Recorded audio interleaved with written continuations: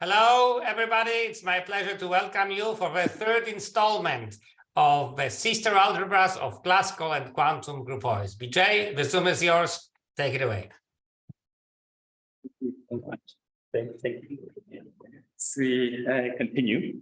So these are the things that we talked about last time. Whenever we say anything about sister algebras, classical is not really classical, but still the ordinary groups and groupoids and their with convolution. And along the way, we obtained some standard examples. In particular, this object that is starting with locally compact group. And we could get the group sister algebra from the usual way that we learned, as well as a way to view it as a groupoid and then approach. Well, I mean, from the get-go, you think that they should be same, but it turned out that we needed to do a little bit of work. Now, but we went through that. Here, the reduced group sister algebra thing I didn't get to precisely, but on the other hand, that was much easier, as you can imagine. I mean, just because the way the groupoid sister algebra was they defined it reduced, but to consider only those induced representations coming from the weight measuring the bottom that there are multiple of those measures because there are possibly multiple identical elements. But for the case of the group, there is only one, and if you start with that one, then by construction, basically what's going to happen is that you're going to get the group cells with the regular, using the regular representation, the reduced group sister algebra, but the right version. That's the reason why not the left version, the right version comes up has to do with that push forward the measured thing, the total measure by inverse, and that inverse thing comes into play. So what actually happens is that start with the locally compact group, and then think of it as a just do it the usual way, the way with the left hard measure. Then you're going to get the one we are familiar with. Then think of the group as a groupoid, and then they go through the process as laid out before. So it's viewed as groupoid. Then this actually turns out to be essentially obtained from the right regular representation, right based on the right hard measures. So it's some essentially like CCFG, and then completing. And this one is obtained by the left version. And so if you remember the map between the group algebra toward the groupoid algebra involved that this delta thingy, it is modular group. That worked out here also. So it's again expected result, but at least once you want to see that for yourself, and then that's what happened. And similarly, we can basically do essentially the same thing, starting from the groupoid coming from the group acting on the space X, and that's but the same data also can get us the cross product sister algebra. As you can imagine, that product sister algebra should agree with the groupoid sister algebra coming from the transformation groupoid. And this time I'm not going to go through the details, but basically the same idea. It works. This is what? An isomorphism. Yes. Multi-equivalence.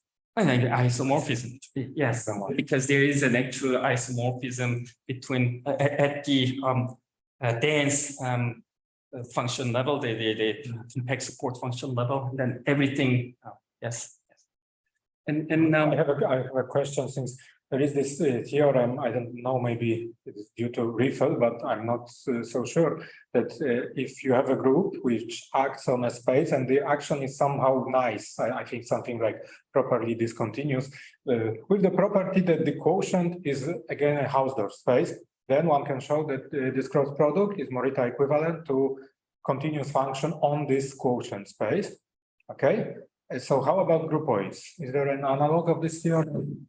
I didn't think about that, but I don't know.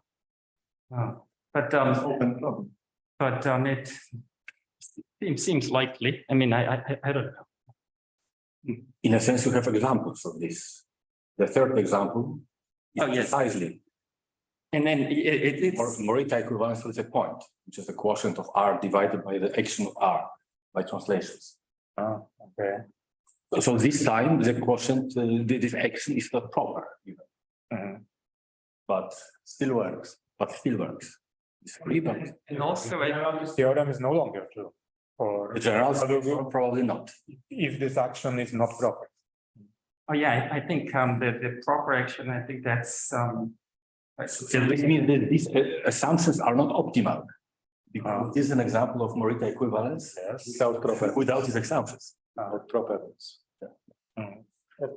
But I think when he writes that result, it's I think that this is one of the motivating cases. This one we started out with, and also we were going to from time to time refer to, but we saw that actually, although toward the end things got a little bit rushed, but nonetheless, the quantum plane that was obtained by using the projective representation idea that had turned out to be actually a cross product cyst algebra.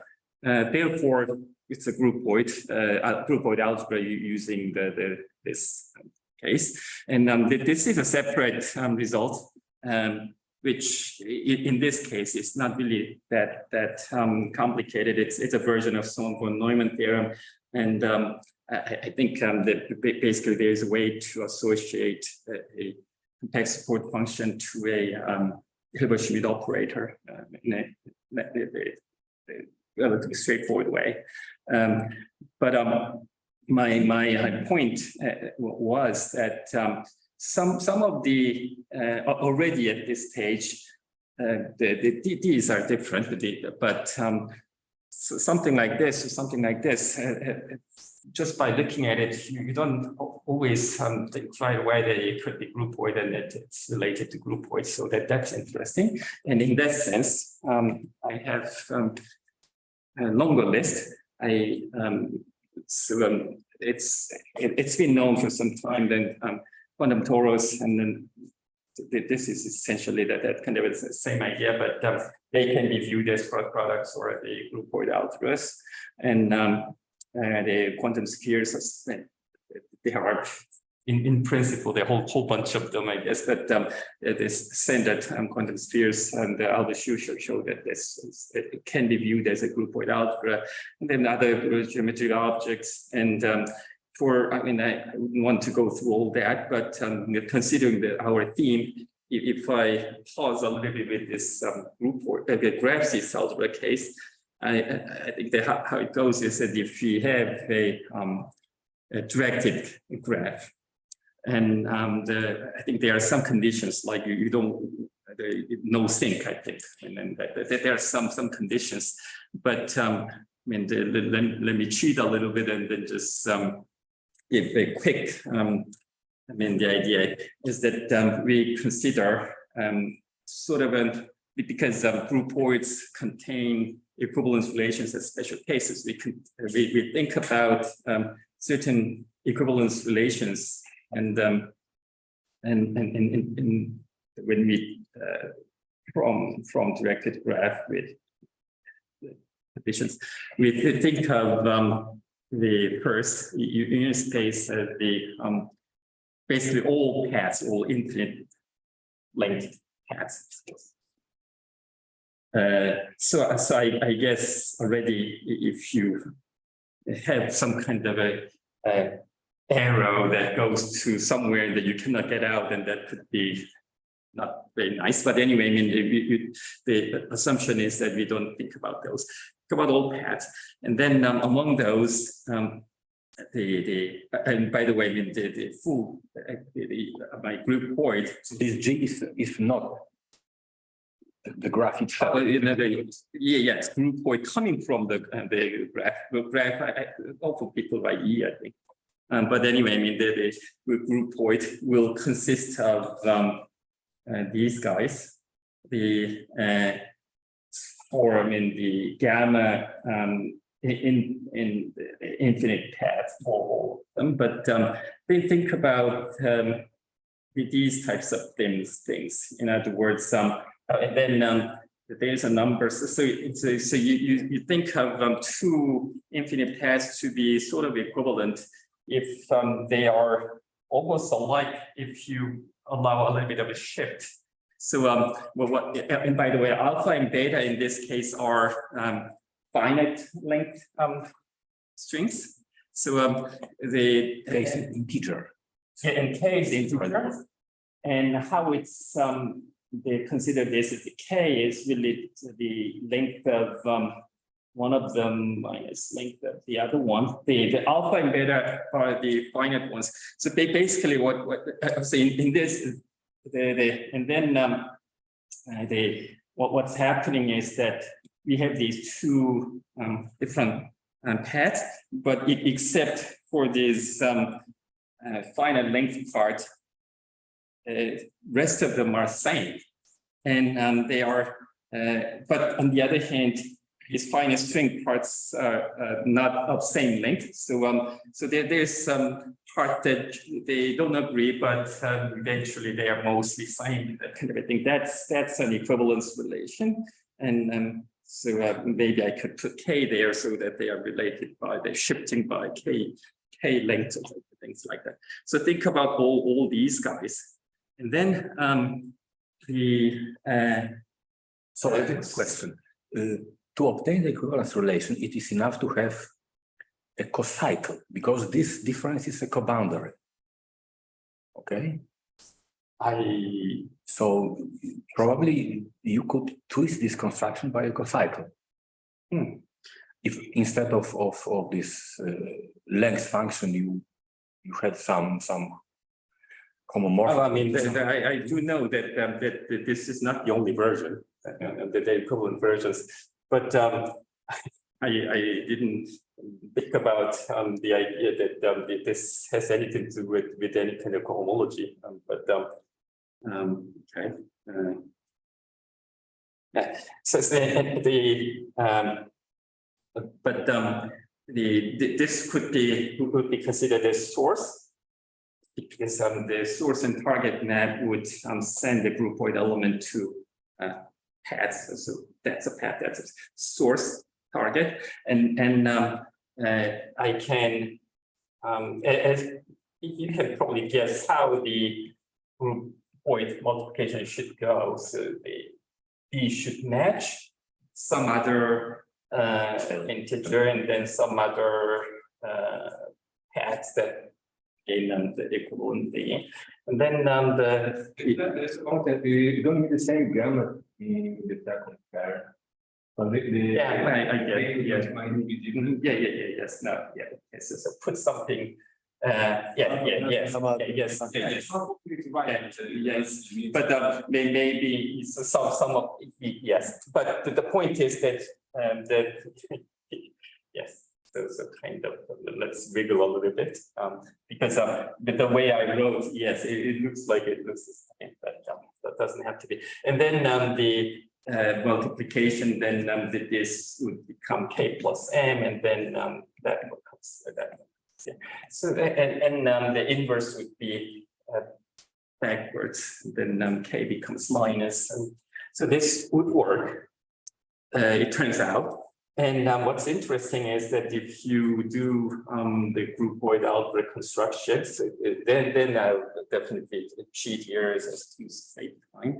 But we also know that graph-based algebras they can be described, and that's actually the more the common way these days that they're using generators and relations.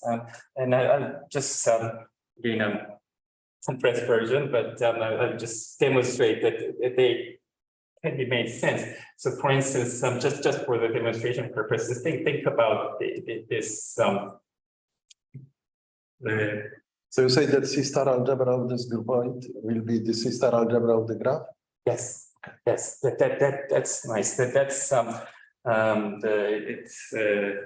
I don't know how far back it goes, but the place that I learned was the Kahng, the Raven paper. So let's say as an example, so it's a simple example. There's a loops, and we expect this to be like the ON. Now here, what's going to happen is that loosely speaking,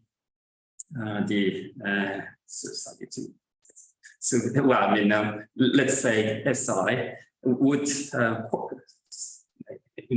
make this a little precise, but anyway, it would correspond to these guys. So the I would mean the ith edge. So I gamma, and then the length one gamma. Those bit gammas as usual. We think of those as size, and those as the corresponding. And then this would be the other way. And then what's going to happen is that if you do SI star, then it's going to correspond to these guys, I gamma and 0 I gamma. Basically, it's going to give you some of the paths, but all have I in front. And on the other hand, maybe I should have written that one first. If I do this, then it's this times that. So you actually end up with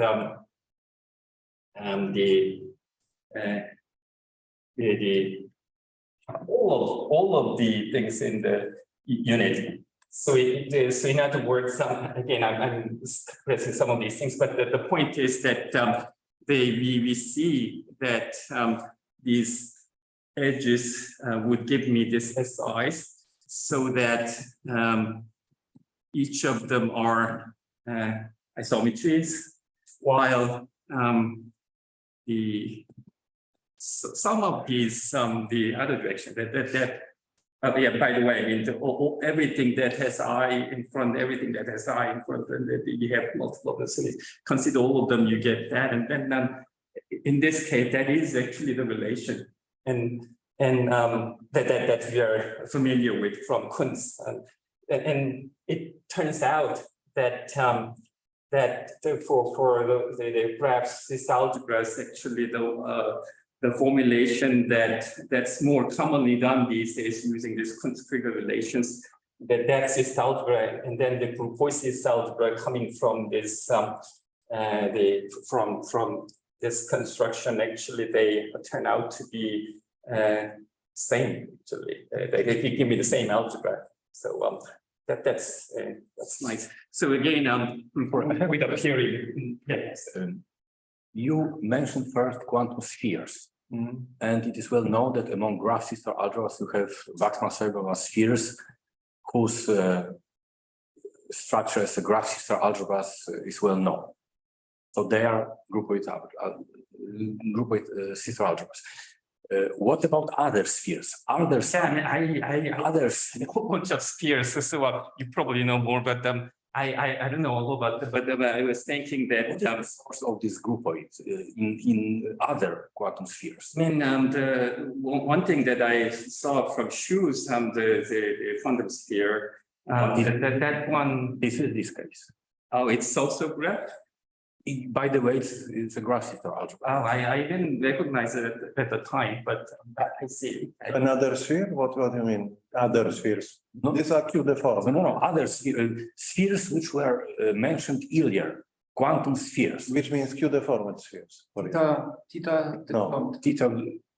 Theta But theta form is something. Okay, so how they are groupoid sister algebras? What is the, so here the source of this groupoid sister algebra structure comes from this graph. What is the source of this groupoid in the case of these theta deformations? Actions of a group on the space, I guess. So okay, it's action groupoid. It's an action groupoid. You have the Okay. get act on the space. Okay. Just one correction. I don't know exactly what you, Tomek, meant by other spheres, but Yes. the Herod spheres, which we considered, for instance, with Richard Ness and others, these are higher rank graph sister algebras, but not graph sister algebras. But are they groupoid sister algebras? I guess so, yes, but we never studied it. Yeah. I am impressed. Is there a similar construction to the higher rank graph? Okay, if I do this, maybe I did this. So you can add to your list higher rank. So then maybe by saying it that way, then just to be safe, and then possibly higher rank, maybe. I mean, from the way that was described, it seemed to be that, but. But anyway, I mean, there are lots of them, and again, some of them are kind of apparent, but on the other hand, some of them you wouldn't expect, and they come up, and that I think is the point, because we know that cross products, which would be groupoids from this, that already appear in the the theory, like a factor theory, that they have this written in that form. And I think if we allow not just regular groupoid algebras, but if you allow some modified versions of groupoid algebras, the cross product using closed cycle, that's actually for this version of that. But anyway, I mean, groupoids, they're not just group acting on this algebra, but groupoid acting on this algebra, and there is a word, the twisting to a groupoid setting, and then think about twisted groupoid system algebras and such. And sorry, BJ, I just have a naive question, and it is as follows. If I take a tensor product of groupoid sister algebras, can I then have it as a sister algebra of some other groupoid, like, I don't know, Cartesian product of groupoids? Because with higher rank graphs, it works. We know when I take a tensor product of higher rank graph sister algebras, I have a higher rank graph sister algebra of a Cartesian product of graphs, which is, non-trivial to define, but it's not, too complicated. I don't want to claim something that I'm completely not sure about, but I think I've seen something like that. In other words, tensor product corresponds to the Cartesian product of groupoids. I think, but again, I might be wrong, because it's something that's really. But tensor product somehow depends from the choice of the norm. Yes, if you. Yeah, like, just come on, but that's not the issue. Take things that are amenable and forget it. It's not the issue here. You can have plenty of groupoids which are nuclear, so give nuclear sister algebra. That's not the point here. The point is, can we express the tensor product construction in terms of the underlying geometric object? And in terms of higher rank graphs, yes, you can, and it's very natural and straightforward. However, it may be a bit complicated, but it's still high school level. But with groupoids, and I would bet a lot that also higher rank graph sister algebras are graph sister algebras, at least. Maybe it's one of those, because so I've seen some of them mentioned together with these correspondences with twisting or something. So maybe some of them need with that kind of a little bit of adjustment. I don't know. Okay, anyway. So my thought was this. So when because we want to go into this quantum groups and quantum groupoids, and they are a wider category than groups and groupoids. And my thought was that that could contribute to this kind of more generalizing and stuff. And well, I mean, that's just philosophical thing at this stage mostly. But on the other hand, one thing that gets me, I mean, kind of motivated is that unlike all these things, which is actually from the groups point or group C algebra, group C algebra, and then twisting and generalizing in that direction, the quantum group and quantum groupoids are actually based on not these guys. It's more like function space. It's the other side that they're related. I mean, in the sense of dual, and then quantum groups actually have both of them under the same house. That's one of the the merits. But nonetheless, they come from a different direction. It is a dual direction, and because of this, I mean. Again, I don't really have a concrete example to tell you at this stage, but so some of the, let's say, some interesting non-geometric objects that turned out to be, by clever the thinking, turned out to be isomorphic to groupoids algebra. So wow, I mean, we got this structure, so that's nice. That kind of a thing. Maybe that process could have been kind of more like simplified or something. If there is like dual point of view or something, I mean, again, I mean, if I actually know about these things, I should tell you. But so anyway, I mean, that speaking of that dual thing, so let's go back a little bit and then they go to our original map. But duality is not full. It's dual with respect to arrows. Both constructions regard functions on the space of units of this groupoid in the same way.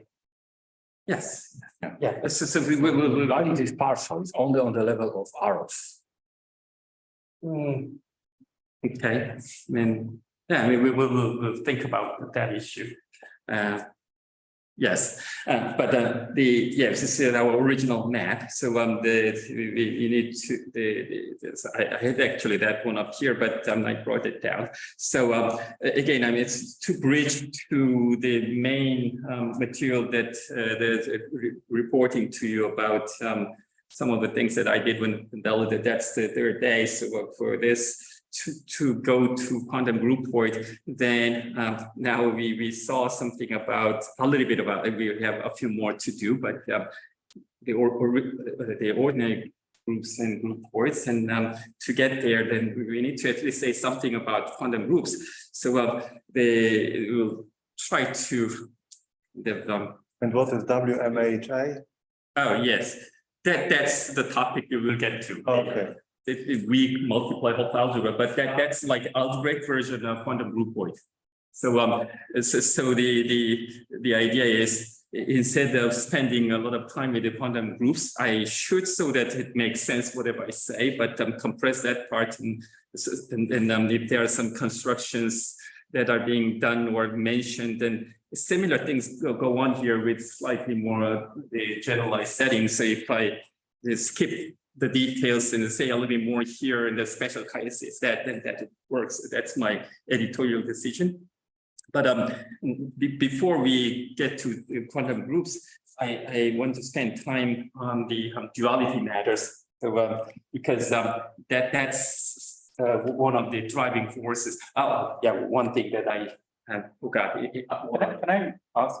Yes. For the graph sister algebras, is the full and the reduced groupoid, does it give you the same thing? Yes, Yes. groupoid is amenable. So, which kind of leads to another question. Is it, I sort of understood there was not a kind of a common understood definition of what it means for a groupoid to be amenable. Is it? I think there is a definition. I don't know exactly which one they use, but there's another property with this wiki containment property, which is exactly when the sister algebra of the full and the reduced are the same. I see. And they are not equivalent as different from the group which we are equivalent. Okay, all right. But what is the trivial representation of the groupoid? What do you mean by, you said with containment? With containment condition is. Yes, I know. Included in reducer. I know it for group. What is the counterpart for groupoids? No, that's the definition for groupoids. Then there is a definition for amenable using this measure, and I don't know exactly the definition, but they are not equivalents for groupoids. This is known. Yeah, but you said that there is a definition using this weak containment. And the definition of weak containment is when the full and reduced are the same. That's the definition. Yeah, yes, but unlike the group case, there is a Fellner condition which is known to be equivalent to this amenability. Groupoid case, my understanding was that that's not The same. okay. The definition of amenable groupoids implies that the full and reduced are the same. The converse is not true. So the choice of this R system is assumed. Otherwise, Yes. how do you speak about reduced? I think the example is for a tablet groupoids, recall correct. Only for a thousand, yes. No, the example that they give is for a tablet. Examples are Yeah. only for a thousand points. When there is a unique counting measure along the Yeah. source and target, okay. Also, this sound that this AC is making is driving me a bit crazy. Could we possibly switch it off? You know, am I alone in this? The sound that it's making all the time. Oh, AC. Okay. This sound. Driving me nuts. Yes, and it's quite cold outside. Oh. Okay, then it's fine. You can switch it back on. Let's see if I get overheated, then anyway, After exhausting the oxygen in this dye. right. Then to switch it back on. I was just saying. Okay. Now, here is one just one notion that I didn't get to say. This it's as far as the construction of groupoid algebra is concerned, you can get by without this actually.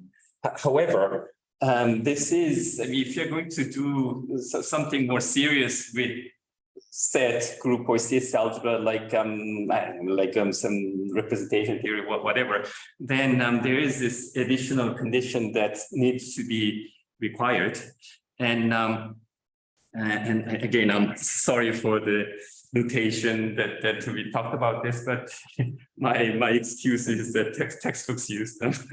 But I this time I wrote them out. So the measure, but that's equivalent to giving the linear functional and how do you do this main function, and then the integrate with to this R system, the left R system, and then that's for each of the fiber. Attach all of them, and then this is push forward given by taking the inverse, or it's equivalent to making these the hard measures to hard system to be right hard system by taking inverse. But anyway, the requirement is that these two measures are supposed to be equivalent, so that you can talk about the kind of unimodularity. No, I mean, I'm not saying that they are same. So equivalent measures. So the In which sense? Equivalent, what is equivalence? I mean the Same zero measure sets. There are both absolutely continuous. One with respect to the other. Okay. I mean, I'm sorry, I've been translating and then I absolutely just didn't. So yes, and that's the condition. These two. And I'm not saying that they're same or anything. Absolute and continuous radon-Nikodym derivative. Yes, exactly. Yes. So because by construction, then you don't expect to happen. But on the other hand, as far as the construction of this group C cell is concerned, you didn't have to have that. But if you're going to do something, work with this one, then you kind of want to have this true, and so that's the condition. And for the group algebra case, you don't have this kind of a thing in a way, because there's really no mu. it's just one element down there. So it's a condition on the measure at the base level, so that they can be attached in a compatible way. So maybe it is worth mentioning that if you consider these Lebesgue spaces, LP spaces, Banach spaces, then in order to construct such a space, of course, you need a measurable structure, and you need to choose a measure, particular measure. But what is important that for L infinity, the only thing which matters is the class of sets of measure zero, the ideal of sets of measure zero. So if you take another measure, but with the property that this set of measure zero with respect to the first one is the same as the set of measure zero with respect to the other one, then L infinities would be the same, yes? So Essentially bounded function, yes. so this means that the von Neumann Yeah, algebra would be the same. Neumann would be the same. Okay. I have a question about these two kinds of measures. Is it possible to reformulate everything purely in terms of this total measure? Phi, Yeah, yes. without dividing into mu and lambda. Well, I mean, in a way, yes. I mean, but you have to be careful. But actually, when we get to the quantum groupoid, then that's a path I'm going to be taking instead of thinking about our system. And what I was actually at that time, I will be starting with the actual total measure, and then and then this guy, and then this one. I mean, it can come up. So in a way, that's what we are doing at that level, because if you want to make one of the reasons is that if you want to make it into the operator algebraic way, then this one's a little bit difficult to so you need to bring in like operator value weights and things like this, so it's kind of annoying. So lambda is necessary for the convolution product. Yes, Lambda. yes. And what is the role played by mu This is the for the representation? in the bottom, the base for the base, because But what is the purpose of this measure on the base? Constructing well, I mean, representation. so that I can get the total measure. Because the hard system measure for? Sorry? Why do we need this total measure? Why the hard system is not sufficient? I forgot. Maybe you. So, I mean, unless the bottom is the base unit space is discrete or something, then it can be attached in some weird way, and you do need measure, I think. Get something faithful, a faithful representation? If you, Yes, so I said. that's what I guess. So phi is for representations and lambda is for the convolution product. Yeah. Do I remember well? And mu is for some faithful Yeah, representation. and I guess yeah. And then probably the full representation that sounded strange, but on the other hand, if you think about it, that's exactly the purpose, I guess, because you build representation that way. Okay. Right. So that's the leftover that does not look too important in some sense, but actually crucial. Now, this is the other aspect of the group at the classical level that we need to at least touch on. So let's review some of the things that we are relatively familiar with. So the simpler cases are not generals, the locally compact abelian case. And in this case, this is a case where we have nice duality. So let's just think about all the characters, and they can be given the group structure. So that way you get another abelian group, which turns out to have a topology. And I wrote this, but probably this is easier to understand, or at least for me. So G is abelian, so L1 of G, the with convolution becomes commutative, and then Banach algebra. So Gelfand theory can be brought in, so you can think about its spectrum, and that spectrum happens to be exactly that guy. With topology and everything. So in any case, if you start with a locally compact abelian group, then the dual object is also a group, and then it's also locally compact abelian, and between them there is Fourier transform, so you can go from one wall to the other or backwards. And if you choose the measure carefully, then you can kind of, you don't need to worry too much about this normalization vectors. And then this familiar results hold, but only only at the level of locally compact abelian. But it is for that situation, the familiar, the features happen, and what's happening is that the L1 algebra Fourier transform, then they become all continuous functions vanishing at infinity, and they happen to actually have the the convolution there correspond to pointwise multiplication at the C0 level. And but again, the star structure also, and the thing is that you can do it the other way. So because there is the inverse Fourier transform, so here is some nice symmetry between them. And in any case, the familiar or the famous conjugate duality basically is saying that. If you find start with a locally compact abelian, then there is a natural way to consider its dual, and then dual is basically yourself. And the Fourier transform ties everything up. And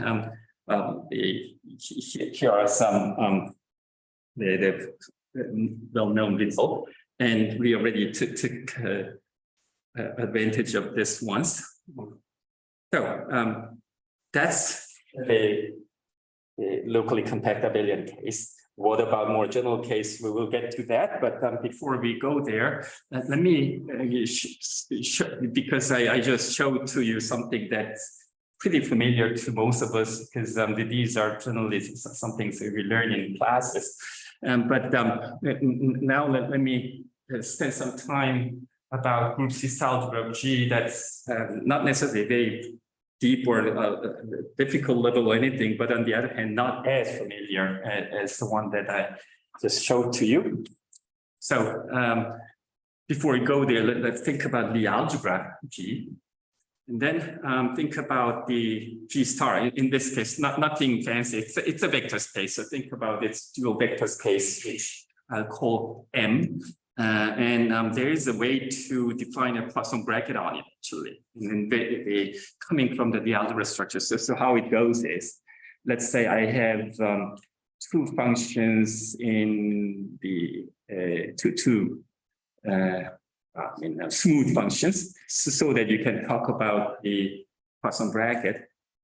So how does the Poisson bracket on this M, which is dual vector space, will be defined is this. So the function, by the way, I mean it's from the G star to C. I mean it's the function, and it's smooth. But think about its differential at let's here. But the thing is that this is a vector space, so it's tangent space is still the same. So what's going to happen is that this is going to be from here to here, and then nonlinear. Because the differential makes it linear. So in other words, that's the linear functional of the linear functional for G star. In other words, that should be contained in the G star star. In other words, G. So the differential, and then the other one will have these can be considered as the elements in G. So in the this G, the Lie algebra G, not this G. And so take the Lie bracket there. So again, I'm still in Lie algebra G, and then the dual pairing. Then because of this Lie bracket, the Poisson property has the Lie bracket the requirement, and the Leibniz rule, those kind of things come from the differentials and things like that. So this is a natural way to give a Poisson bracket whenever there's a Lie algebra. The dual space has this the Poisson structure, and the idea is if you have a Poisson bracket, even though I kind of skimmed through that, but the basic idea is if you have a Poisson structure, then maybe you can quantize it.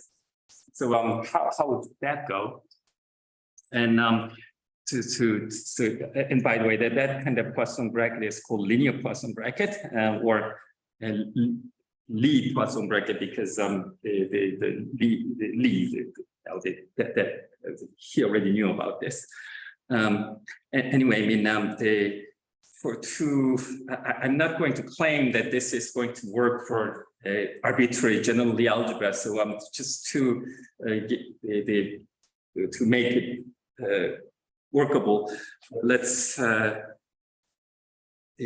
assume that this is a Lie algebra of exponential solvable type. So basically, it can be identified with this Lie group, the connected component that says here, that kind of thing, but through the exponential map. So to restrict the situation. Here is a trick. So I have this, so eventually I want to know how to deform the function algebra on G star. But before we go there, I have this. Sorry, this identification is supposed to math? Exponential map. I think exponential map. I know, but this is what on the one hand side you have Lie group, on the other you have Lie algebra. So Yeah, you have to solve the ordinary differential equation for the one parameter subgroup of isomorphisms. but what does it mean that these two are isomorphic as It's a sum. I think it's a sum. Isomorphic? I don't think so. locally different? Not as any group in the algebras, not algebraic objects, just as spaces. It's solvable only. Yes. If it were nilpotent, it would be the diffeomorphism. If it's solvable, it would be. I mean, then we can say nilpotent. That can also work. Yeah, yes. Local. But on the other hand, exponential it means actually that this is actually the not just local. So it's not just solvable. Exponential solvable means really that's covers everything. Yes. So the exponential map is a diffeomorphism. Yes. That's what the definition is. Yeah. Wasn't it? Or you could just restrict to nilpotent. That's fine. And G is something like Rn. Yes, exactly. That's what this is. So because I'm not really talking about any group structure or anything here. I'm just thinking of this as think of this as vector spaces, Rn's. But still, I mean, it is still this one's the algebra. That's a Lie group. Even though when I talk about the diffeomorphs, I'm thinking of them as viewing them as the Rn vector spaces. So and then one more identification. I'm going to introduce G of H, the H bar. And that one is also going to be the same vector space as the algebra is a vector space. Algebra means vector spaces. So it's a vector space, same space, but instead of the Lie bracket that G has, this has its own Lie bracket. How it's done is this way: H times X, and then Y, and then divide by. So this is the bracket from here. So define it in this way. So again, they look exactly the same, different bracket. H is what? A number. H bar is a number. Yes, H is, I'm thinking Planck's constant, but it's a number, yes. It's a number. Why are we writing this in this? Yes, H, Why H, not H times the commutator?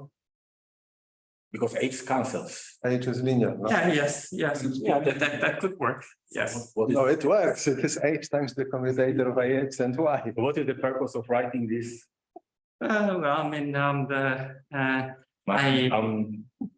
no, I mean, it's fine, I guess. Yeah. Sorry, do you really want to call it H, since you would get the original bracket if you put H equal to 1, not 0? So Yeah.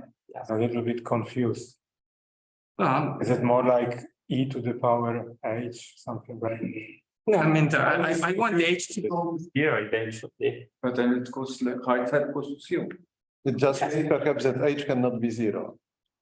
But anyway, I mean, that, and then the. So putting H equal to 0 would make it Abelian. algebra. Yeah, which is just addition. Just Are you sure that this should be for G or for G star? No, it's just G. But yeah, So G would be abelian in the limit. yes. Well, commutator is in Yeah. G, commutator is in G, not. Yeah, Yeah, so in the classical limit, it would be abelian on the level of the Lie algebra itself. So yes, actually, that's where we are heading. So anyway, I mean, this, by the way, is isomorphic to by exponential math. With G, but with this Lie bracket. So think of it in this way. And so these are dual spaces of each other, but these are, spatially speaking, they're all same, just viewed in a kind of funny way. Mathematically, there is no problem taking H going to 0, but somehow I would like to have a mental picture. What is So I'll get to that.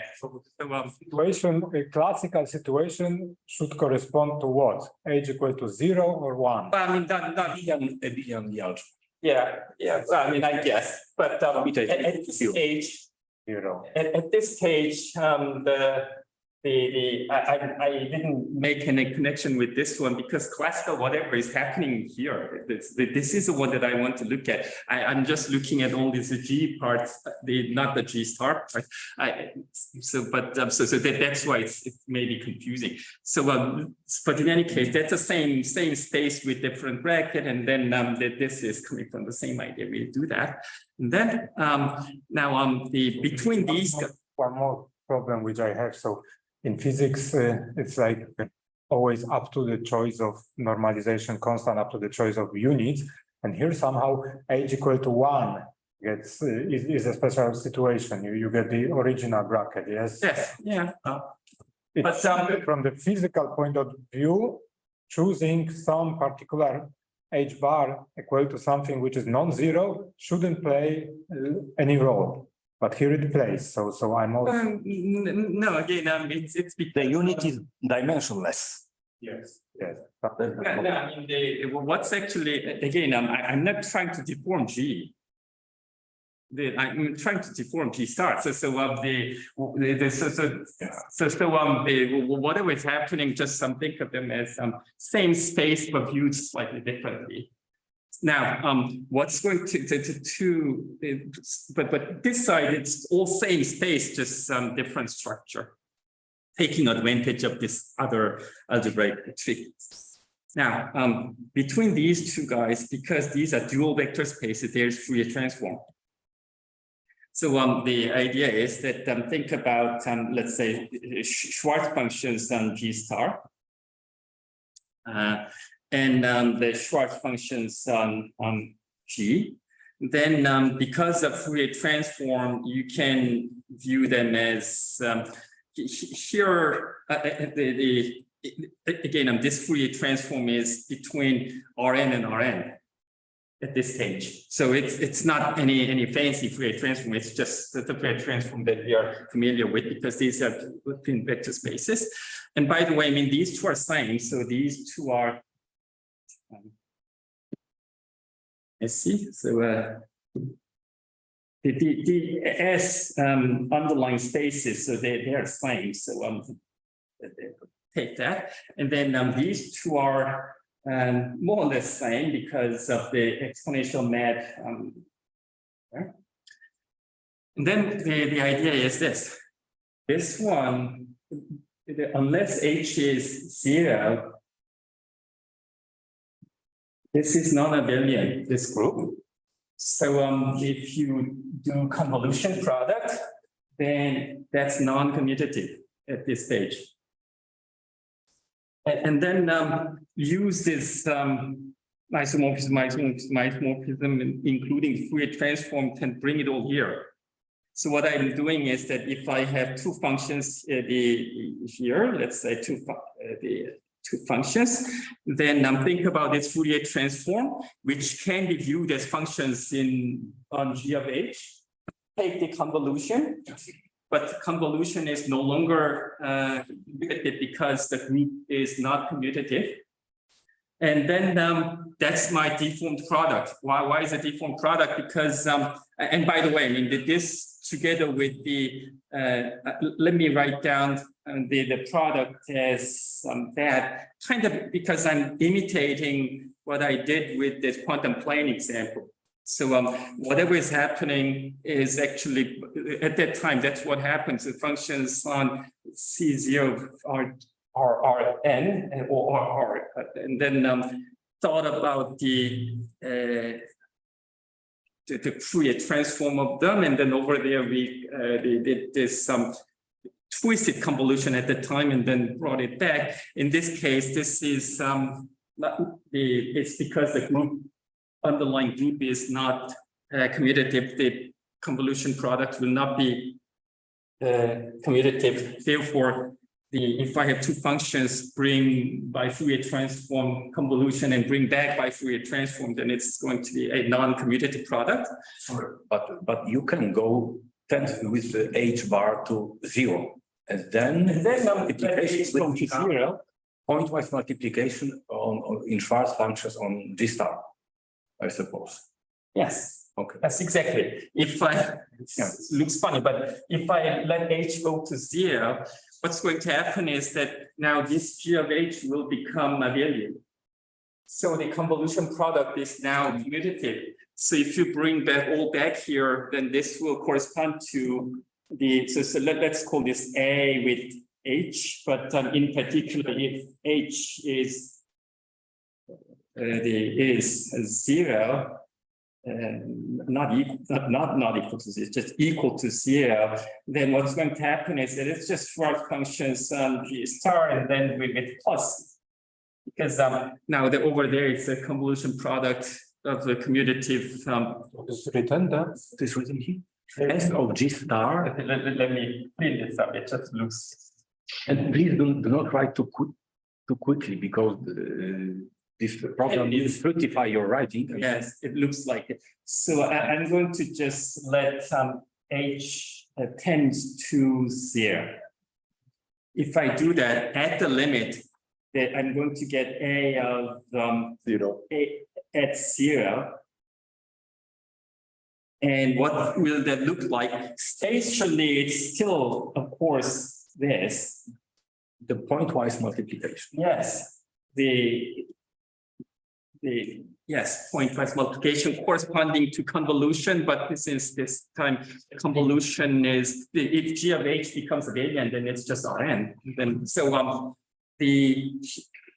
as H moves to 0, goes to 0, the non-commutative product goes to a commutative product here. So it looks a lot like that quantum plane example. And moreover, it can be shown that the direction, the first order approximation is actually exactly this one, but maybe like some normalizing factors, or some number multiplied, something like that. So this is the deformation. So what's happening is that, again, I'm not really trying to quantize G here. So I'm just using that as a tool to quantize the G star, which is It's just a vector space. Sorry, you said that it's similar to quantum plane, but for this non-zero H, you also get compacts now? Or is it? No, you don't expect that, yes. The question. But one thing that I can say is that non-zero H, then it's the this algebra version would look a lot like this one. Whatever that side is. I have a question. So what this Fourier transform does to the Poisson bracket on the Schwarz functions? No, I mean It is dual to. No, all Fourier transform does is to go to the other world. No. Get the multiplication. I'm asking here on the level of Fourier transform. Okay, if you have a pointwise multiplication, then on the dual picture on S of G, I'm not talking about GH. I'm talking about G. You obtain the convolution. Yes. Commutative convolution. Commutative convolution. Okay. So take now the Poisson bracket. What is the dual counterpart of this Poisson bracket on the level of S of G? Well, I mean, it's yes, that's also an interesting question. Yes, but that one, that's not unique. I mean, the thing is that this Poisson bracket only that came from the algebra structure here, and the G itself may have certain Poisson bracket that makes all this work, but it's not. There's no uniqueness result there. Actually, that there are some different types of Poisson brackets that can be possible here, and yes, but this can be given its own Poisson bracket structure. Is in some cases. This would be of convolution type Poisson structure. If the Fourier transform is an isomorphism, then yes, you have pointwise multiplication on S of G star. You obtain this convolution commutative. No, not convolution, but if you work with convolution, then you still have that structure.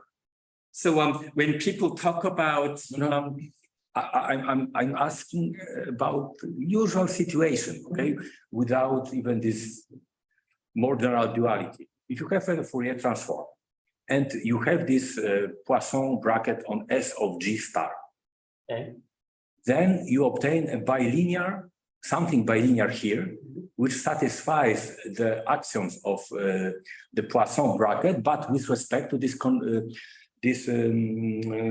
abelian commutative convolution.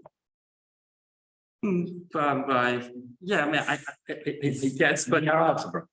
yeah, and I guess, but if you keep using convolution, then structure-wise, you're basically copying this picture there. Yes. So yes. It's not going to look any different.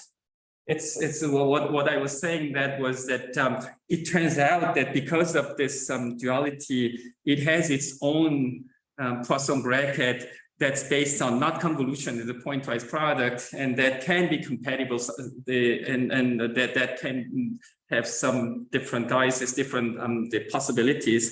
But if you're bringing this by convolution, then it may look like it's happening here, but essentially you're just re-describing what's happening. So I don't. Because typically when you talk about Poisson bracket, then it's on the function space, and also on Poisson bracket, yes. Maybe the next the page or a little bit later will clarify a little bit. Maybe I'll explain the meaning of my question. Could you come back to this? Okay, so if I think about this Poisson bracket and commutative convolution product on the level of this S of G, I can identify this with S of GH, and next I can deform it. Okay, so in this way I would obtain some kind of convolution which is commutative on S of GH. Okay, But then I could also quantize not only this commutative convolution, but also quantize this Poisson bracket. Because the last isomorphism gives you the possibility to deform not only this commutative Yes, yeah. pointwise, not pointwise, this convolution commutative product, but also this transform of this Poisson. Yes, yeah. Oh, I see. Yes, you're right. So in other words, there are two ways of doing this. In other words, this deformation could be at this the function level, but in the direction of Poisson bracket. But you can flip it around, and then you can. I guess what's the correct way to say it? I don't know. I mean, deform in the co-bracket, I guess. So you could do that, I guess. So I will mention something about Lie algebra and things like that. And actually, in some of the literatures, people actually do deform that way. This from the other direction, I think. Although from our point of view, where we want to start with the pointwise product function space as the beginning spot, and then to do non-commuted geometry from there, then you prefer that picture. But I think I've seen that too. That's deforming with respect to the co-bracket. And there is actually nice duality, which but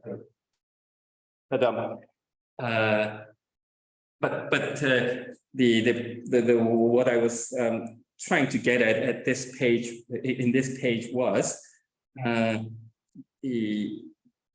you can use this group algebra structure, the convolution, to somehow model the deformation at its dual level. So it's not a precise statement, but what I'm noticing is kind of like this. So C is here of the dual is commutative, but I want to get the quantum version of that. And then that quantum version essentially looks like the group C algebra of it's the dual of dual. So so in other words, I mean, according to this LCA duality, then we've seen the C0 of G, then C star of G are duals of each other, the Fourier transform. And well, what I'm kind of trying to get at is that this is not about locally compact abelian. So you cannot say that this C star of G is dual of C0, the G. I cannot really say that. But on the other hand, I mean, it's more kind of has something. Something, you know, to see if it's very big now, because if G is equal to Z, let's say, then you obtain here the algebra of function on S1. On the left hand side, you obtain 0. So of course. So you don't want to go. I'm not saying claiming anything like that. All I'm saying is that there is the sense through the locally compact abelian case that we kind of have sense of this idea through Fourier transform. For locally compact abelian, we are thinking of that there is a dual group, so that the short same. Essentially, that's the idea. And here, what I'm saying is that not exactly that way, but it kind of looks like it in the sense that group C algebra looks like function space of dual. I mean, again, and the dual concept is not really precise or correct, and it's again, it's needed to do the deforming and whatnot, and so I'm not trying to make any precise statement in any way, but the point is that there is something that looks like it going on here, even though G is not abelian.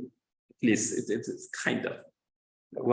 That's the kind of the question I wanted to shoot at, because this looks like Functions would be something like that.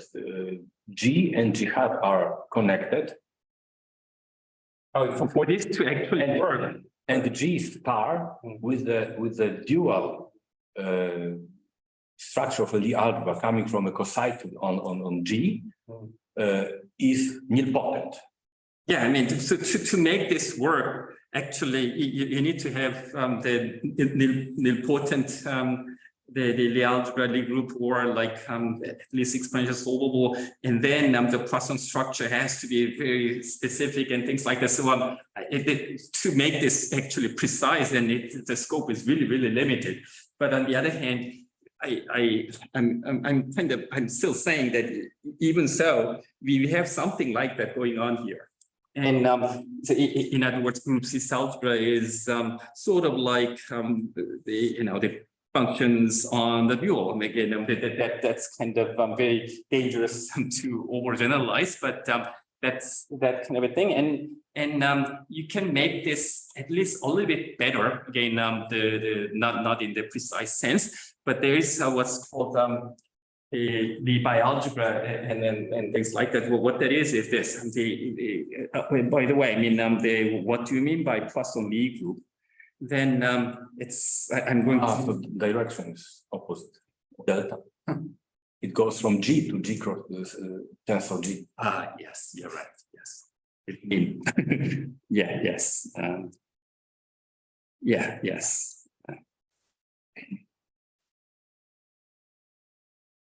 Correct that, but yeah, I mean, you actually went ahead of myself. But the Poisson Lie group, then Lie group is still a manifold, so you can talk about its Poisson structure. So it's a Lie group with Poisson structure, but as you can imagine, not just Poisson structure. That Poisson structure has to be compatible with the group structure. So if so, then that's a Poisson Lie group, and I think I skipped the details, even though I had this prepared. But in any case, the idea is that in that case, what happens is that because of that restriction that Poisson bracket has to have, it's not just Poisson bracket, it's a Poisson bracket compatible with the group structure. Because of that, if you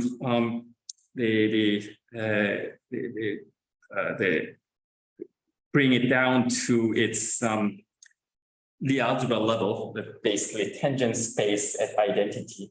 So you get to work with differentials and things like that. If you bring it down, then not only this is a Lie algebra because it came from Lie group, but it also has additional structure because there's a Poisson bracket satisfies blah blah blah conditions, and that's what's called this the co-bracket, and this together with the co-bracket is called Lie bialgebra.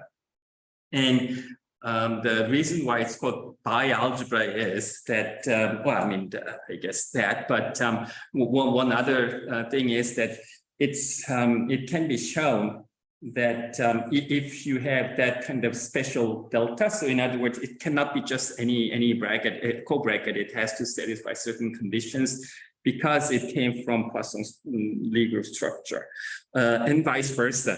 If you have a co-bracket, you can give algebraic condition on it, and then that is equivalent to having the Poisson structure actually. So it's this having the Lie bialgebra is same as actually essentially the same as having a Poisson Lie group. Sorry, just being a co-bracket is already some axioms, yes, and then if everything comes from Poisson Lie structure, there are additional axioms, yes? Yes. So In a sense, they are dual to the Lie algebra. I suspect. But it's easier to say that G star is a Lie algebra. Yes. And these two structures are compatible. yes, something exactly. So the having this co-bracket actually gives me G star. And then it turns out that actually it's going to have its own co-bracket structure, and then this is also Lie by algebra, which corresponds to another Lie group, and the Poisson type of Lie group. And if you have that, then all this actually is pretty straightforward. It turns out. So how that goes, I probably Yes, have G star. probably. How G star is related to G dual? G hat? Group generated from G star. Oh, yes, it's that. So in other words, if I know Lie algebra, then I can get the group by Yes, but is there any connection with G hat? Of G defines theta on the level of G star. And delta on the level of G defines a Lie bracket on the level of Yes, but yes. you are explaining its level of Lie algebras, but afterwards you go to the level of Lie group. So my question is, what is the connection between G star as a group, Lie group with G hat? exponential. I mean, there is really there's really no G hat. I'm just giving some name which I just wrote as G hat, or sometimes G star, or actually in my actual papers I didn't want to use any of G star or G hat because that give bad the connotations. I just use G and H, but No, but I'm not saying. I can answer. About it. I can answer. If you have G star with a bracket coming from delta, Yes. if this makes G star an nilpotent group, then capital G star is precisely the image of the exponential map. Okay, but Sometimes it's how? an honest group. Yes, but how it is related with G hat contract dual? That was my question. Is there any relation? I just What do you mean by contracting? Contracting dual is only for abelian. Ah, okay, yes. Once in quantum. Yeah, we are not in the setting where we would like to speak about contracting dual. Okay. yeah, no, it has nothing to do. But of course, for if G is abelian and G hat, G star is also abelian, which means that delta is 0. Okay, Yes. then this duality gives you precisely the contracting duality, Okay. which by the way, reduces the linear duality between two vector spaces, one given and the dual one of this one. Okay. Thank you. I mean, that probably is true, but it feels like catching a fly with a gun or something. But anyway, I mean, the idea is that having a Poisson bracket means that there is the kind of the other side. It's sort of a co-bracket, but that's at the tangent space at X. So you bring it to tangent space at E, which is G, and then this is a function from G to the group level. So you take the differential and something like that. So there is a way to go from Poisson structure to here in a straightforward way, but because the Poisson bracket has to satisfy some additional conditions, because it's not just Poisson structure, it's it has to be compatible with the group structure. Therefore, this delta map has to satisfy additional conditions, and that actually in turn means it gives me the Lie group structure as well as the additional structure that gives me this other Poisson structure, and they happen to be in duality, the precise dualities between this G and G star being the dual vector spaces, between the groups, the group corresponding to that one, to corresponding that one, then there is some, you don't expect them to be duals or the conjugate duals, anything. It's, and if it happens, then yeah, maybe, but we don't expect that. It's just that that it's a Poisson level. But again, if they happen to be, this happens to be nilpotent, so you can identify, then I guess you can do that, but that's too restricted. But nevertheless, the idea still holds that because of all this, here's a group, and then here's this other dual notion of the group, that's not, again, this is not conjugate dual, so it's a name should be different, but in any case, yeah. But anyway, I mean, the Poisson dual, so this over here, I say that, and so the idea is that in some sense, the based on what I just did, kind of similar to this group's algebra of G. And then let's call this H, let's say, or maybe I think that the way that I wrote is the opposite. But anyway, I mean, it's not that important. The functions on G and the kind of looks like group algebra and the dual. Again, I'm not saying that they are exactly the same or anything, but because this is not about conjugate duality, but nonetheless, if the situation is right, like nilpotent and that kind of a thing, then that idea can be used together with appropriate Poisson bracket here and here. So that way you can actually get this deformation, which gives me the algebra deformation. Now, am I going to get the co-algebra structure deformation to get actually what the quantum group?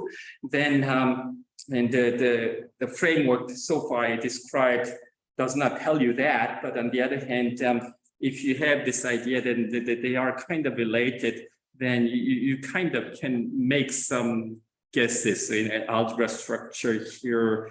The twisted or deformed algebra structure will be borrowed from that convolution product by Fourier transform, but I still want it to be functions on G, so the co-multiplication should probably be in this way and things like that. So that's to make a long story short, using that kind of Poisson duality as a kind of guide map, but the actual computation and construction is not based on this. It's done completely separately, but still, I mean, that gives me, I think the answer should be this, so I'll do that and that kind of a thing to construct some quantum groups. And the original idea goes back to Riefel, and then I made some improvement on some of that, and so that was some time ago.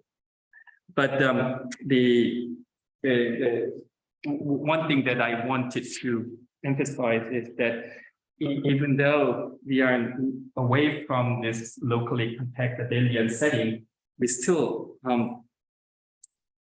kind of seem to have these two, and then those two seem to be like duals of each other, and in a sense they are kind of looked at more or less same. That kind of a thing is going on. Even again, the G hat, how do I make sense of this? If you go into that, then that's I cannot say that, but philosophically that seems to be going on. So the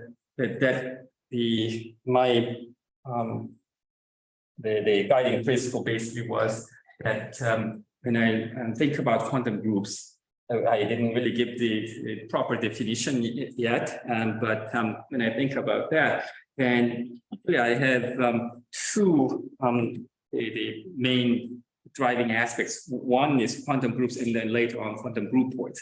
Is that this aspect was basically last time and earlier today, in the sense that these objects, quantum the groupoids, and then the more generally quantum groups, quantum groupoids, or whatever, they are like going to give us some interesting quantum spaces, and some of them are obtained as deformations like quantum plane. But then the other aspect is that by working or introducing work, thinking about this quantum group structure, which again I'll get to that, I may be able to kind of improve on this kind of the loose idea about this dual picture, which only holds at the abelian setting, but maybe this bigger framework will get to that. And the Poisson duality is not really going to be exactly what's going to happen, but that gives us a motivation that something like that can be expected. And the answer now is that actually that's can be done in the category of quantum groups, and duality picture can be made more nicely. Pontryagin duality kind of thing actually holds. So that's where we should be heading. And I think I said some of these things already, but what would that be then, quantum group? Then it's so here are, it's like squares and rectangles kind of a thing. So the quantum groups should be a bigger class. And originally, including the name, that came from this math physicist trying to expand the symmetry issues, and some quantum mechanical problems, the ordinary groups do not help. So maybe they think about some more general notion and things like that. Reinfeldt is mathematician, and he invented the name quantum group. But he meant the algebras, the formations rather than. Yes, Reinfeldt is, I think he was the person who, yes. And people who quantized them, according to this idea of Reinfeldt, were Ettinghoff and Kahng. Yes. Very big paper, bars. Sorry, could you repeat? Ettinghoff, Kahng. They were initially based on, well, I mean, the algebra. Then you can think about the universal What quantization? the enveloping algebra, and then the bracket gives an idea about the commutator x, y. Commutator is equal to z, then x times y minus y times x is z, and you use that with the kind of like deformation, the deforming parameter and that kind of a thing, and then work with that. But for our purposes, for our purposes, we want to actually take the non-commutative geometry aspects in the sense that we want to just like if I have x and then continuous functions, and x gives me a model for the method, and then the C algebra, general C algebra is non-commutative x. Well, I mean, if you want to do this, then it should be in the name. Generally, we say non-commutative metric space, non-commutative polynomial, but you don't want to say non-commutative group because that name is already taken. So, but still, I mean, we want to think about like non-commutative version or quantum version of functions on G, and then they may look different, but they're related, and often they turn out to be duals, and then and things like that. So they, especially at the beginning stages, these were more friendly, I think.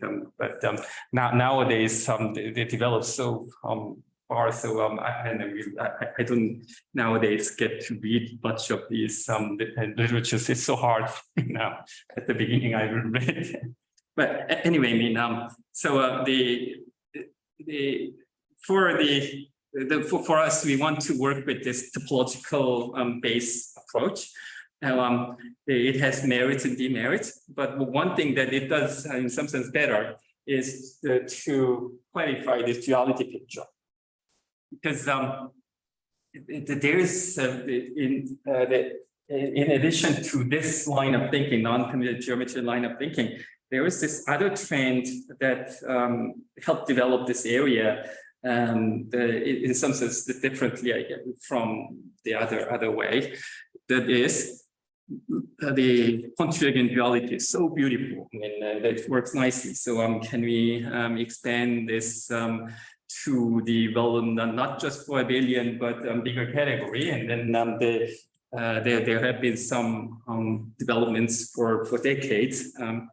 And typically the idea is think about, start with a group and not necessarily abelian, and think about the equivalent classes of irreducible representations. I mean, then, and if you think about it, those characters for abelian groups are exactly that.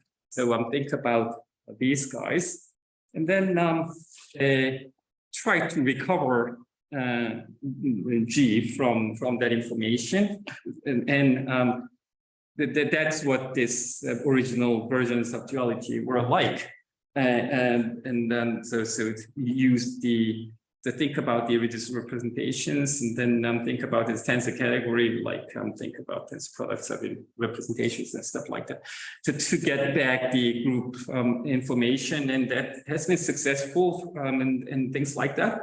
And it's not just that there are other names, but the problem still remains that no matter what kind of reasonable definition for dual objects we try to give, that's not going to be a group unless you start out with the locally compact abelian. So we have good notions that can extend the duality picture, but still it's not no longer a group.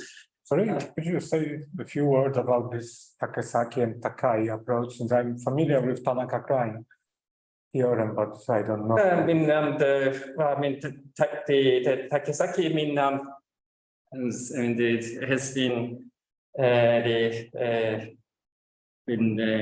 the very important name in all these areas, and in particular, I think his contribution, he has a lot of other things, but in particular for this one, in this direction, I think he's probably the person first brought up this fundamental unitary, isn't it? I think. I'm not sure. What? No, I don't remember.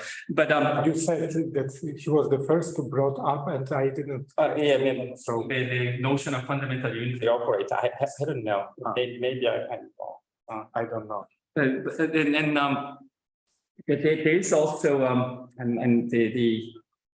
this kind of duality. So if I think about the cross product algebra, then there is the notion of dual action, then from the dual group. Then the Morita equivalence to A tensor. Yes. A tensor. Then the compact operators that look like A, and in a way, that's, and by the way, this is kind of like more generalized version of the what's that? Well, that's Takasaki-Takai theorem. No? Yes, the quantum plane thing, that's a kind of special case of this one. And so that there are, I think that there are some results like these, and then that there are some modified versions of these things, because she had. Especially it's Morita equivalence because tensor. Okay, so this is the Dual action cancels. Yeah. Yes. this is this control. Those. Okay, yes. Yes, I think that they are this. Did I write it correct? But it's something like this. I'll go back. Okay. So there are some of these results, but the big drawback is that the jihad is not really going to be grouped anymore. So in other words, it looks, when you go to the dual, it looks different now. So in that sense, this what's called Katz algebras turned out to be very important in the development, although it's raining and tends to be short, but still, it's based on the idea that there's a duality between the L1 and then the L1 algebra and then the L infinity. Take the pre-dual and then the test convolution and then that gives me this, and then you can this is von Neumann algebra, but you can think of this as sitting inside the group von Neumann algebra, and then that there is then in a sense you have the dual picture between them and stuff. So So which plays the role of jihad? Where's jihad? I mean, the billion and LGs. no, I mean I guess here I think this object itself is this one, and that one are the objects, and you call it A, and then I mean like or A hat, or I mean whatever it's called. I think the duality is based on those, and I don't think G hat is actually mentioned, because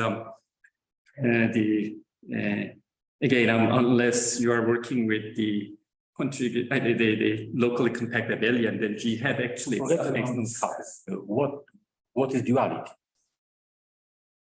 This is actually pre-dual of Okay, but the pre-dual has a completely different structure compared with the initial von Neumann algebra. Its pre-dual is something different. So there's no symmetry in this duality. Oh yeah. No. I mean, I'm not saying that, but the thing is that the kind of what should I say? Modeled after the relationship between these two things, and here you're going to think about two von Neumann algebras, and each with the having the Hopf structure, like Hopf multiplication and the stuff, and then they are the duality between them is kind of modeled after these two things, but it's not dual space of the other, because for the infinite dimensional spaces that makes no sense. And so the space of Katz algebra shares the same drawback as Tanaka Cry. So the dual object is not of the same type. Well, I mean, if you look at the inside, but on the other hand,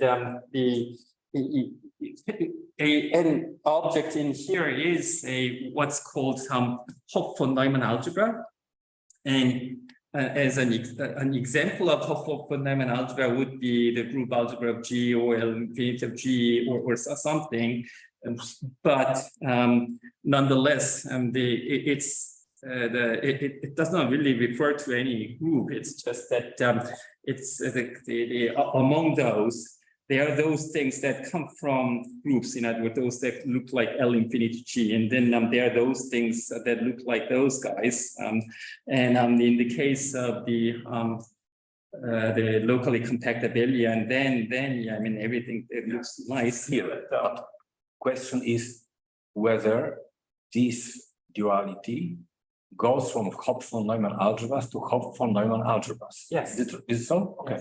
Yes. And the requirement is that I mean it has Hopf structure, although I need to say what Hopf structure is, I guess, the Hopf structure, and then it requires the existence of the antipode that's antipode whose squared is actually identity. and then the existence of higher weight, and so those some of those conditions. That's then it's called the Hopf-Neumann algebra, and a particular case would be L infinity of G with the usual structure, or the group algebra of G with the usual structure, and the duality is actually given by the fundamental unity operator, and so not at a dual space of each other, but at the dense space algebra level, they can be viewed as dual.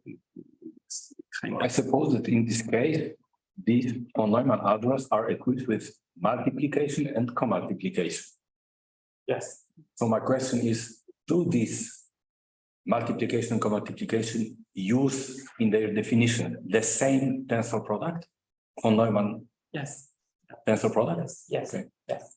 So and these are examples, and then there's a way to start from a whatever is called Hopf-Neumann algebra. So it's Hopf-Neumann algebra together with the additional conditions like coinvolutive and Harvard. And so if you have that, then there's a way to get the dual object, which happens to be of the same type. And then the dual of that dual object is shown to be isomorphic to the one that you started out with. So I cannot say that group dual object is still a group or something, but in the bigger category, whatever is in there, its dual object still looks like that. So, and in particular, if you're a group, then your dual object may no longer be a group, but everything happens within this Katz algebra setting. So whether you're from here and get back, or here or there back, where that's okay.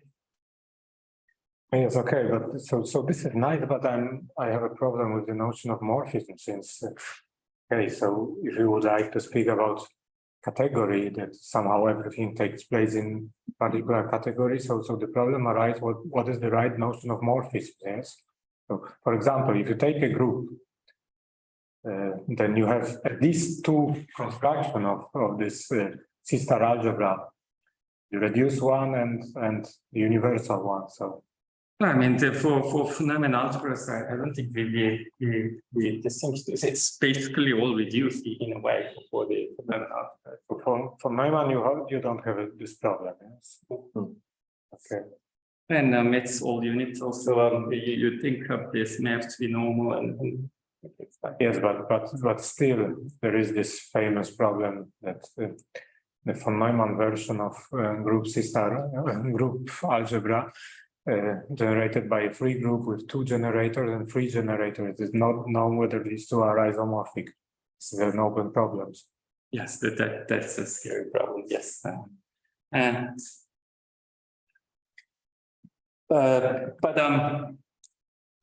So that was like 70s and 80s and things.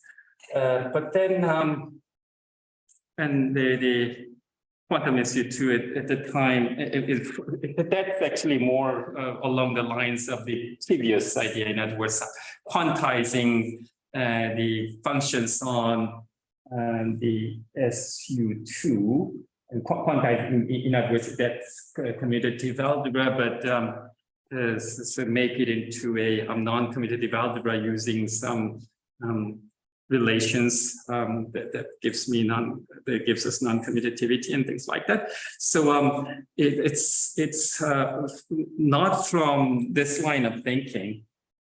It's obtained as a deformation and has all this Hopf structure. So the thought is that, well, I mean, whatever this thing is, this has to be some kind of a non-commutative version or quantum version of the functions on a group, which happens to have a structure like this one. And then the problem that at that time caused a lot of attention was this: the antipode is not involutive.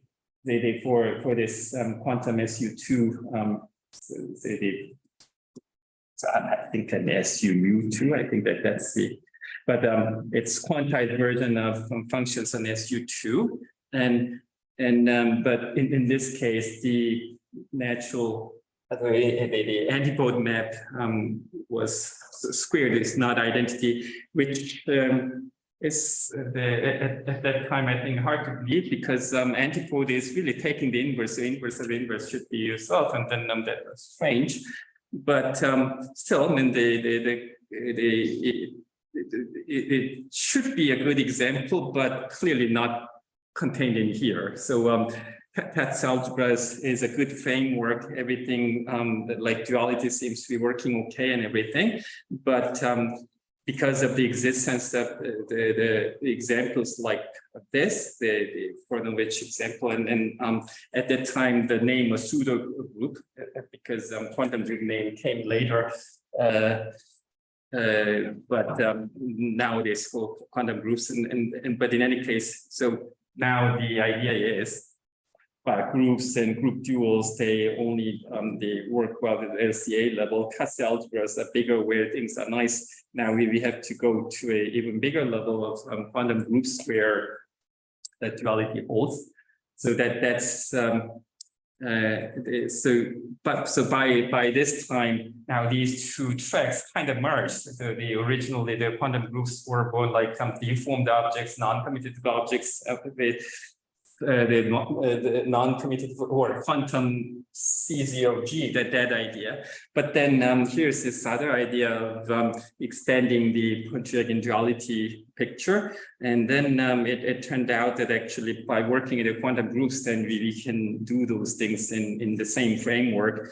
And that's now it's that. And when you, going ahead of myself for something that's going to come next time, you go to the notion of quantum groupoids, and it's similar. So in other words, we might eventually, I'm not there yet, but eventually we wish to get an even larger category so that all the quantum groups are in, and then groupoid algebras in, because some of the groupoid algebras are not quantum groups, of course.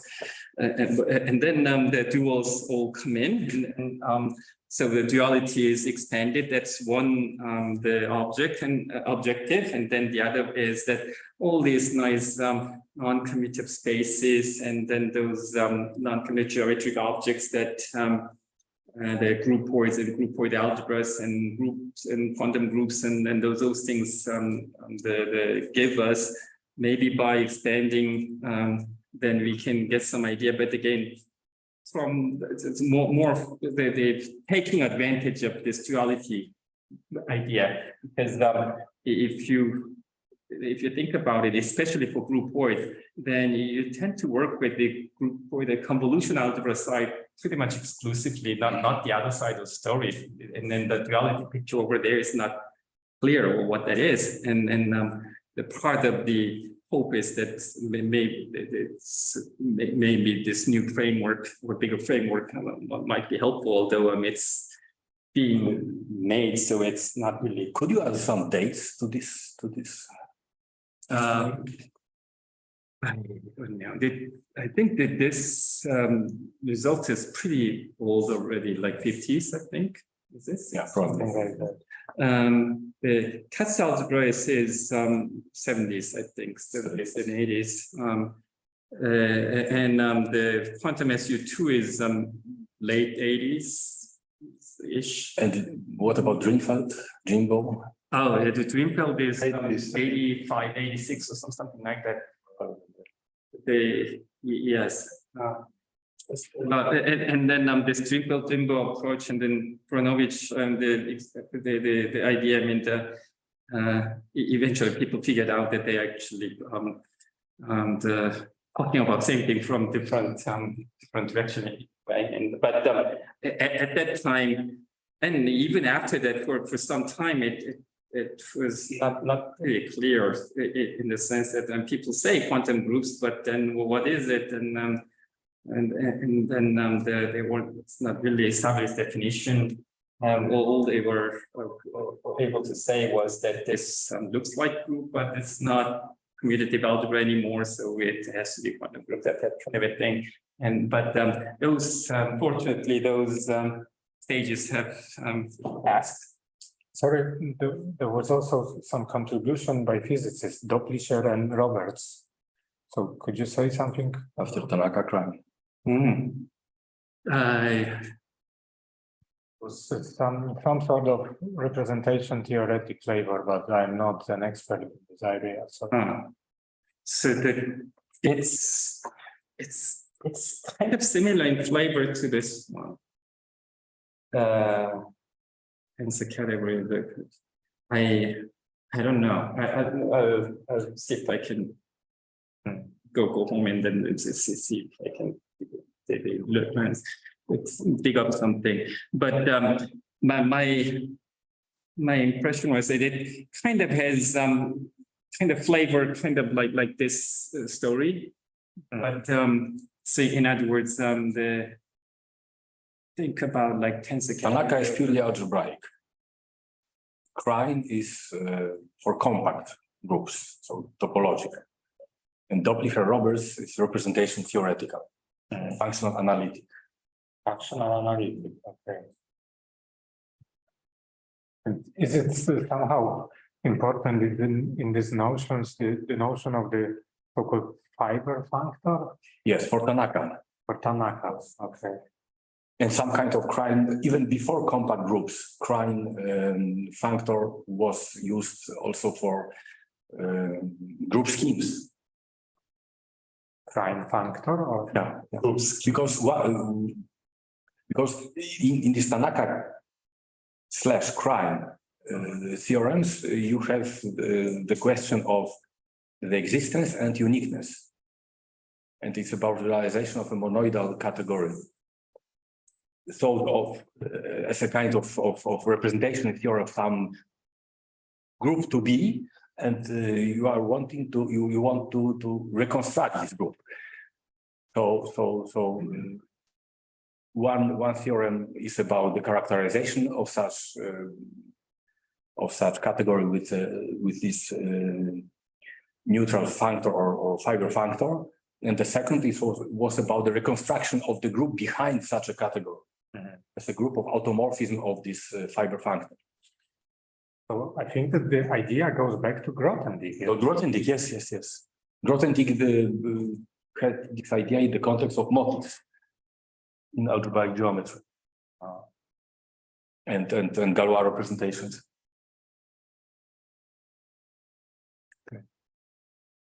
Okay, thank you.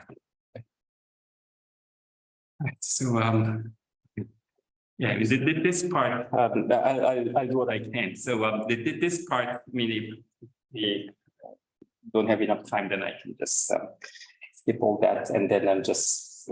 But still, when we need to. 47 for today, or it is for the whole? I mean, yes, but so some of that is just back up in case the opposite happens. So I wasn't really going to use the last 10 anyway, but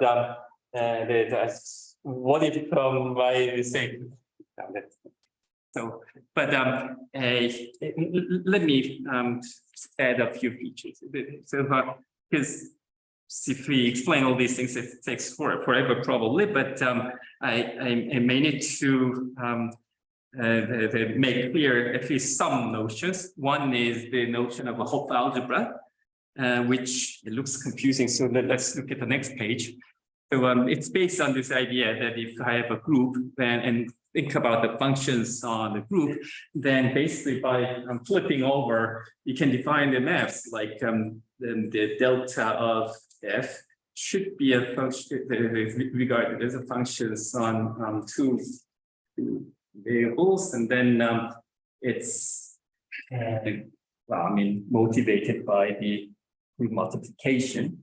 And then there is this map called antipode, which send the function to another function, function to a function, and then this is based on the taking inverse. Then there's also what's called the co-unit, and in this case, function goes to a number, and this what exact number? This number, the f applied at the identity. So if G is a group, then it has multiplication, inverse, and identity. And we think about corresponding maps. So that's one, that one, and then that. And if you had those, then they're supposed to satisfy these conditions. And this is basically saying that if I have a, let's say, applied to function, and then the RST, then in some sense, this is basically what's happening. RS times T, and then R times T. And if this is applied to function and then R as T, then that's basically what it is. Multiply those as second two, and then and things like that. So this condition is really encoding the associativity property of the multiplication. This is saying, what is it saying? So F ST. So this is one. So 1 times T is equal to F of T. Basically, that's what it's saying. And then the other side is equal to F of T times 1 or E, I guess. And what is this saying? This is F of inverse times T is same as F of it's trying to say that. So I mean, it's the dual form. So arrows are all kind of funny, the backwards in a way. But we try to think about the math that correspond to multiplication, inverse, and unit. And then axiomatize it. And if there is an algebra that has these maths satisfying these properties, then it's called Hopf algebra. But what's nice about this is it's based on the functions on G, but the group algebra, so it's purely algebraic, so I don't want to go into continuous functions and things like that. So to think about all the things that look like a T and this whatever this lambda T is, so which is explained there. So think about all the linear spans that look like those, and then the multiplication is given by those at the generated level, and the S times lambda T is the ST. And I'm just coming from the group structure and taking inverses. This lambda T should go to T inverse, then and things like that. So if you again seems and by the way, I mean, if you use that, then you can kind of see without too much difficulty that the coefficient level basically convolution kind of thing is going on. So anyway, a nice thing about this Hopf algebra is that even though it may be, I don't know, historically, I don't know how that goes, but in any case, my understanding is that this is modeled after functions on G, but nonetheless, this group algebra also actually satisfies all the relations. So the same structure, the same framework actually captures both of them, which are in some sense duals to each other. And actually at this level, finite dimensional and everything, then you can show that if you have a Hopf algebra, finite dimensional Hopf algebra, then consider its dual space, which is okay, finite dimensional, so dual space is finite dimensional. And then use co-multiplication to define multiplication, and multiplication to define co-multiplication, and things like that.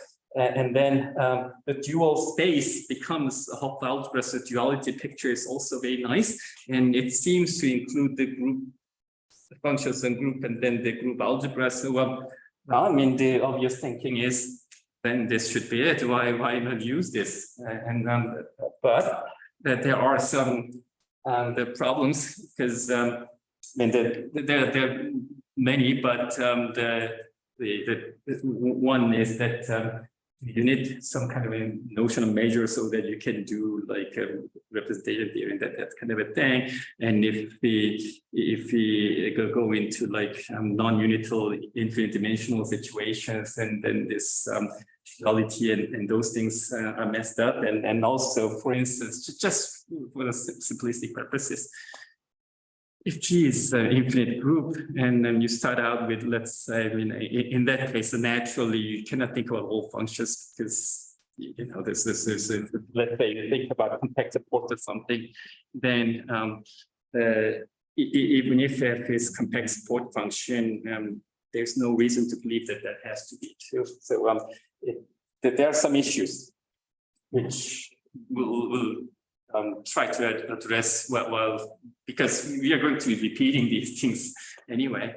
And then at least I should mention that this main matter that I mean, according to our idea about non-commutative geometry and things like that, then since I want to develop something that looks like functions and G kind of non-commutative cyst algebra, so the seemingly obvious idea is, well, get a non-commutative cyst algebra, then require that it has these maths, co-multiplication, antipode, and the co-unit.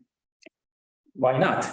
Well, I mean, we just saw the issue actually. That's the algebra idea is in some sense based on that kind of a thinking, although I don't think it was developed with that idea in mind. But the thing is, there are examples where these maths are bounded already. So if you have to deal with, like the Fronovich example, if you have to deal with the unbounded maths, then making sense of these axioms, unbounded map, then this becomes very unpleasant. So that doesn't mean that it's not impossible or anything, but that's the biggest issue. So this is something that's going to appear a lot. Instead of working with the co-multiplication antipode co-unit, try to de-emphasize these guys, at least when you formulate the definition. I mean, eventually you need to work with antipodes, but at least when you formulate the definition and things like that, de-emphasize those things, and instead they give more attention to these guys. And what are those? If I rephrase this, and it kind of looks like this: T of F applied to F represents the A tensor B, then it's multiplication. Then so in other words, they turn out to be bijective at this algebra level or something like that. So what I'm saying is that we would try to take advantage of this known result of the group theory. The group can be characterized not necessarily just through the multiplication and identity and an inverse.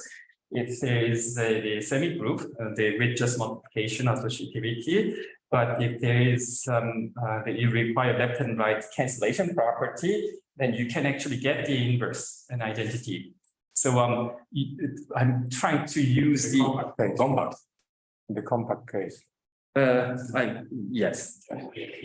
Actually, that's why compact quantum group definition is nice. But in any case, you take advantage of that idea. So try to they give more the weight to the cancellation property, because ST equal to S prime T for all T, then S and S prime are same. So that kind of a thing. So they give more attention to these maths that captures cancellation property more, and then use those things to replace these in the definition, and then hopefully that works. And that actually works at least for the compact case. And let me end there. And what about locally compact? And and then the locally compact quantum group. Sorry, you missed things. Fine. Oh no! And then That's all these among all the places right here, I shouldn't really. 1 is missing. But you can check it online. So don't tell him. Oh yeah, I'll fix that. Yeah, it's too much typing, I guess. Actually, the thing is this: for name, the error corrector doesn't really help. It does the underline anyway, so I don't really pay attention. So for compact quantum group, actually that's enough. The semi-group with the cancellation property actually turns out to be okay. And then he was able to sorry. The consequences were that the antipode can be constructed from this. Our measure can be constructed, our state can be constructed from this. So very nice. It's just that we're locally compact and it's not that simple. So the rest of the page, I have some mention about what's the issue with locally compact, and then some examples, and then I included some slides about the quantum groupoid at the algebraic level. There's those WMHA thing that then the Ludwig asked, so that one. But I'll just put all that more general versions version all together next time, and I'll try to pick and choose things so that I don't go over time, and I try to be more careful, really not. Yeah, speaking about overtime, yeah, 6 minutes overtime. So let's. Okay. Yes. Okay. Thank you very much. Let me stop recording. And